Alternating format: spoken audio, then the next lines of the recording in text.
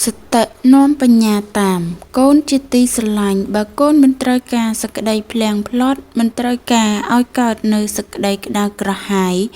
ក្នុងការធ្វើឬការនិយាយទៅហើយនោះទេកូនត្រូវគិតឲ្យល្អមុនធ្វើឬមុននិយាយនោះឯងការគិតបានត្រឹមត្រូវមុនធ្វើមុននិយាយដើម្បីការពារនៅកំហុសនោះនេះជាលក្ខណៈរបស់សតិសតិគឺជាគុណធម៌ម្យ៉ាងដែលចាំបាច់បំផុតក្នុងដំណើរជីវិតមនុស្សដែលខ្វះសតិបើនឹងធ្វើអ្វីនិយាយអ្វីច្រើនតែភ្លាំងភ្លាត់ឬភ្លេចនេះភ្លេចនោះឬម្យ៉ាងទៀតនឹងនាំមកនៅសេចក្តីវិនាសប្រយោជន៍ត្រូវខាតពេលដើម្បីដោះស្រាយបញ្ហាឬត្រូវបាត់បង់នៅរបស់សំខាន់ក្នុងជីវិតដែលលំបាកនឹងដោះស្រាយបានម្ល៉េះហើយមានតែលំបាកឡើងការមានសតិទៅជាគ្រឿងការពារនៅសេចក្តីភ្លាំងភ្លាត់និងសេចក្តីវិនាសដ៏សំខាន់ក្រៃលែងសតិជាគុណជាតិនាំមកបញ្ញាសតិប្រៀបដូចជាផាលឯបញ្ញាប្រៀបដូចជាភ្នៀងនិងកលបញ្ញាចម្រើនទៅបានក៏ព្រោះមកអំពីវឹកហាត់អប់រំសតិនឹងឯងមនុស្សមានបញ្ញាពីកំណើតមកហើយថែមទាំងជាមនុស្សឆ្លាតព្រោះបានរៀនសូត្រច្រើនចេះដឹងគ្រប់មុខវិជ្ជាប៉ុន្តែបើខ្វះសតិឬក៏ប្រមាថធ្វេសប្រហែសរមែងគ្រោះថ្នាក់ដូចជាមនុស្សល្ងងខ្លៅអត់ចេះអ្វីសោះអ៊ីចឹងដល់ពេលខុសផ្លត់ឬត្រូវក្តៅក្រហាយស្ដាយក្រោយមកដល់ក៏ច្រើនតែគិតថាបើដឹងដូចនេះអាត្មាអញមិនធ្វើឡើយដូច្នេះមនុស្សយើងគឺមិនត្រូវអាងឆ្លាតឬអាងថាអញរៀនបានច្រើនហើយធ្វើអ្វីនិយាយអ្វីមិនគិតមុខមិនគិតក្រោយនោះឡើយកុំយកឆ្លាតនាំមកសតិឲ្យសោះត្រូវឲ្យមានសតិនាំមកវិញតើបអ្វីគ្រប់យ៉ាងរៀបរយមិនលំបាកដោះស្រាយតាមក្រោយអំពើរបស់ខ្លួនឯងសតិនិងបញ្ញាជាគុណជាតិមានឧបការៈច្រើនក្នុងការងារគ្រប់យ៉ាងគឺត្រូវឲ្យមានជាគូគ្នារហូតតទៅព្រះសម្មាសម្ពុទ្ធទ្រង់ត្រាស់សម្ដែងថាបើបុគ្គលបានដឹងថាខ្លួនឯងជាទីស្រឡាញ់របស់ខ្លួនក៏បីរក្សាខ្លួនឲ្យជាការរក្សាដ៏ល្អ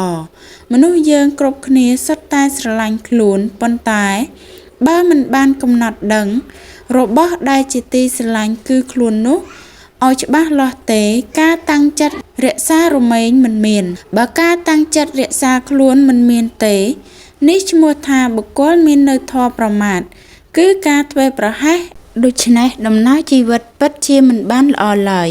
តាមពិតមនុស្សគ្រប់គ្នារមែងរស់នៅជាមួយនឹងខ្លួនឯងរហូត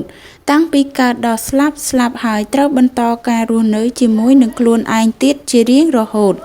ទាល់តែជីវិតត្រូវបានបញ្ចប់ក្នុងសង្សារវដ្តបើយើងមិនបានរក្សាខ្លួនឲ្យល្អទេយើងរមែងរស់នៅជាមួយនឹងខ្លួនឯងដែលជាមនុស្សមិនល្អរហូតតទៅចូលកូនកុំប្រមាថកុំធ្វេសប្រហែសឡើយចូលកូនវឹកហាត់ឲ្យមានសតិជាប្រចាំក្នុងចិត្តដើម្បីកូននឹងមិនបានធ្វើអ្វីខុសឆ្គងដូចជាមានអ្នកយាមចាំចាប់មនុស្សខូចដូច្នោះឯងកូនត្រូវពិចារណាតាមកំណាព្យនេះហិណੰធម្មੰណសេវយៈទំនោះកັບចៈរំលោភឈ្លានពានល្មើសគុណម៉ែឪទ្រោះព្រះទ្រង់ញៀនទ្រោះនៅត្រង់ហ៊ានបំពេញសិក្ខាធម៌ថោកទាំងនេះគឺសែនហើយណੰស៊ីបាយបោកឆ្នាំងខ្មាំងនឹងសាសនាកូនឪមិនត្រូវសាបគប់ឡើយណាបាលីពោលថាអ្នកសេវយៈធម៌ថោកមានច្រើនកើនខ្លាំងណាស់ទាំងក្មេងទាំងចាស់ប្រព្រឹត្តអសេពគប់ធម៌ខ្មៅចាញ់អំណាចប្រាក់ជាប់ខ្នោះច្រវាក់អន្តៈកម្មគុណបមេតេអ្នកសំវិសេកូនត្រូវរិះរេគិតទុកជាមុនរៀបចំជីវិតឲ្យផុតទារុណបន់ជាដើមទុនរួចចាក់ធម៌ថោកកូនឪមិនត្រូវរស់ដោយប្រមាថត្រូវខំសង្វាតកុំឲ្យចាញ់បោកតណ្ហាក្នុងចិត្តបង្កើតទុក្ខសោកកូនព្យាយាមក្រោកសម្លឹងធម៌ពិតបើកូនមិនក្រោកពិតជាលំបាកបញ្ហាឥតស្រៈឆាកល្ខោនជីវិតកំព្រាទីពឹងក្នុងភពងងឹតមោហៈរុមរិតពិតជាវង្វេងចូលកូនសម្លាញ់ស្ដាប់តាមម៉ែពុក កូនកុំជាប់គុកនៅក្នុងបទភ្លេងត្រូវចេះស្ដាប់ធម៌កុំចេះតែលេងស្រីស្រាកែវពេងជាល្បែងគ្រោះថ្នាក់